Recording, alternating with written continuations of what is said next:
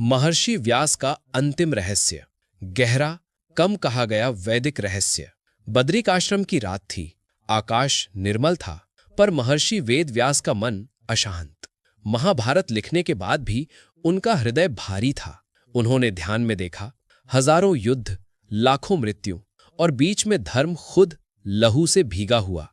तब उन्होंने स्वयं से प्रश्न किया, अगर मैं धर्म का ज्ञान देता हूं तो फिर इतना अधर्म क्यों हुआ? उस रात उन्होंने एक बात समझी जो कभी लिखी नहीं गई। धर्म कभी ग्रंथ में नहीं होता। धर्म हमेशा चयन यानी चॉइस में होता है। कृष्ण ने अर्जुन को ज्ञान दिया, पर युद्ध रोका नहीं। क्यों? क्योंकि अगर ईश्वर भी मनुष्य का निर्णय छीन ले तो मनुष्य सिर्फ कठपुतली रह जाता। यही महर्षि व्यास का सबसे बड़ा राज था।